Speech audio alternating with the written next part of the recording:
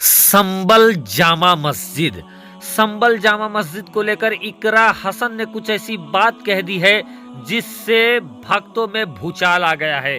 जी हाँ दोस्तों, जैसा कि आप लोगों को मालूम है कि पिछले दिनों संबल जामा मस्जिद का सर्वे करा दिया गया और उसी सर्वे के दौरान हिंसा हो गई और उस हिंसा में 5 मुसलमानों की जान चली गई।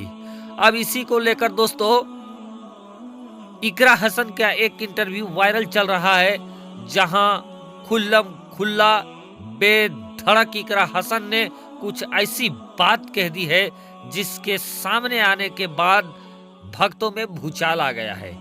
दोस्तों क्या कुछ है, सब कुछ आपके सामने रखने जा रहे हैं, लेकिन उससे पहले आपसे रिक्वेस्ट करेंगे, अगर आप संबल जामा मस्जिद के साथ जो कुछ हुआ, जिस तरीके से संबल में हिंसा है हुआ, वो सही था, गलत था, क्या कुछ था दोस्तों, आप कमेंट के जरिए हमें जरूर बताएं। और जो 5 लोग शहीद हुए संबल जामा मस्जिद को बचाते हुए, हिंसा में 5 लोग फायरिंग के शिकार हुए, गोली के शिकार हुए और 5 लोगों की जो जान चली गई है, हम रब की बारगाह में दुआ करेंगे कि अल्लाह तबारक व तआला उन्हें जन्नतुल फिरदौस में आला से आला मकाम अता फरमाए। और जो दूसरे मुस्लिम भाई हैं उनसे रिक्वेस्ट करेंगे कि आप कोई भी कदम उठाए तो संवैधानिक तरीके से वो कदम उठाए। प्यारे दोस्तों, इकरा हसन जो कि संबल जामा मस्जिद के ऊपर एक बयान दे रही थी और ये बयान एनडीटीवी के ऊपर उन्होंने दिया। एनडीटीवी के पत्रकार ने उनसे पूछा कि संबल में जो कुछ हुआ उसके बारे में आपकी क्या राय है। सीधे तौर पर इकरा हसन का ये कहना था कि संबल में एक तो सर्वे हुआ, सर्वे आनन फानन में सर्वे हुआ और सर्वे के बाद जिस तरीके से दोबारा सर्वे करने के लिए प्रशासन की टीम वहां पर पहुंची थी और उसी सर्वे के दौरान ये भी देखा गया, वीडियोस वायरल है कि जब दूसरी बार सर्वे के लिए वहां पर गए तो उन लोगों के साथ जो सर्वे करने गए थे, कुछ ऐसे लोग थे जो कि नारे लगा रहे थे और वो नारे ऐसे लगा रहे थे कि जिससे सामने वाले को आपत्ति हो। तो इकरा हसन ने सीधे तौर पर प्रशासन को कटघरे में खड़े करते हुए ये कहा कि जो लोग नारे लगा रहे थे वो लोग कौन थे और ऐसे लोग जो नारे लगा रहे थे तो आखिर प्रशासन के लोग ऐसे लोगों को लेकर क्यों गए उस जगह पर जहां पर मस्जिद थी और जहां पर लोग इकट्ठा हुए थे, और ये आपत्तिजनक जो नारे लगा रहे थे इन लोगों को प्रशासन ने रोका क्यों। तो ये सवाल इकरा हसन ने उठाया। आगे दोस्तों जिस तरीके से बाबरी मस्जिद के साथ हुआ ये किसी के लिए छुपा ढका नहीं है। किस तरीके से बाबरी मस्जिद के साथ पहले बैंड लगाने की बात हुई, बैंड लगाया गया बाबरी मस्जिद को, फिर दोस्तों उस पर तोड़फोड़ का मामला आया और एक लंबे अवधि तक, लंबी समय तक मुकदमाबाजी हुआ और फिर ये उसका नतीजा निकला कि मंदिर की जमीन, जो मस्जिद की जमीन थी उसको मंदिर बनाने के लिए दे दिया गया और लास्ट में यह हुआ कि मुसलमानों की एक मस्जिद खत्म हो गई। और अब यह भी देखने को मिल रहा है दोस्तों कि बाबरी मस्जिद तो छोड़िए, दिल्ली के जामा मस्जिद पर भी दावा कर दिया जा रहा है कि ये मस्जिद नहीं बल्कि इसके नीचे, इसके सीढ़ियों के नीचे इधर उधर मंदिर के अवशेष है, मंदिर मूर्तियां डाली गई है।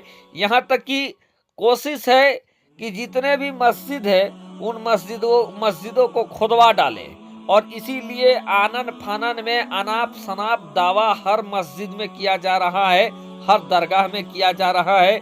और इसका जो शुरुआत फिलहाल जो हुआ, नया ट्रेंड जो चालू हुआ वो संबल की जामा मस्जिद से चालू हुआ जहां 5 लोगों को अपनी जान भी गंवाना पड़ा। अब दोस्तों इकरा हसन ने आगे बयान देते हुए ये कहा कि जिस तरीके से 5 लोगों को गोली लगी हुई है और 5 लोग मारे गए हैं, सीधे तौर पर इसके लिए प्रशासन जिम्मेवार है।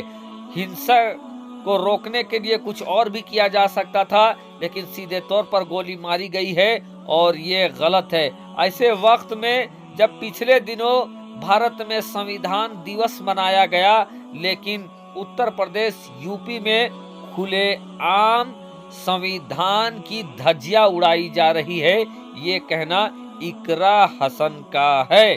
साथ ही साथ दोस्तों, इकरा हसन ने इस पूरे हिंसा के लिए योगी आदित्यनाथ सरकार को और योगी आदित्यनाथ प्रशासन को कटघरे में खड़ा कर दिया। अब दोस्तों, इकरा हसन जो हैं, आप जानते हैं बड़ा बेबाकी के साथ हर बात को रखती हैं, बड़ा बेबाकी के साथ उनका व्यक्तित्व है और उत्तर प्रदेश के कैराना के ही सांसद हैं। उनसे जब ये सवाल पूछा गया कि जो संभल में हिंसा हुआ है उसमें संभल के स्थानीय सांसद और समाजवादी पार्टी के नेता शफीकुर रहमान बर्क के बेटे और जो मौजूदा सांसद जो हैं उन पर केस दायर किया गया है, तो इकरा हसन का कहना है कि ये द्वेष भावना में उनको फंसाने की कोशिश किया जा रहा है और जिस तरीके से आए दिन नए अज्ञात लोगों में नए नए लोगों का नाम जोड़कर जिस तरीके से मुसलमानों को प्रताड़ित करने की कोशिश किया जा रहा है, ये बिल्कुल गलत है, सरासर नाइंसाफी है और मुसलमानों के साथ दोहरा रवैया अपनाया जा रहा है। ये तमाम बातें इकरा हसन ने एनडीटीवी को दिए अपने पिछले बयान में कहा, जो इस समय लगातार वायरल हो रही है। इकरा हसन ने जो कुछ कहा दोस्तों, इस वीडियो में जो कुछ आपने सुना, इसमें कितनी सच्चाई है और आपकी अपनी राय क्या है? क्या संभल की जामा मस्जिद का सर्वे होना ठीक है? क्या जानबूझकर संभल की जामा मस्जिद के साथ हिंसा कराया गया या ये एक अचानक हुई घटना है? आप अपनी राय कमेंट के जरिए हमें जरूर बताएं।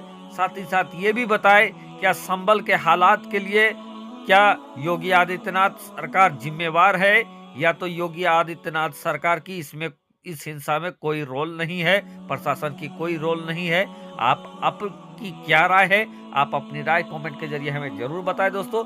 फिर मिलते हैं किसी दूसरे वीडियो में, तब तक के लिए आदाब, शुक्रिया, नमस्कार, सत श्री अकाल।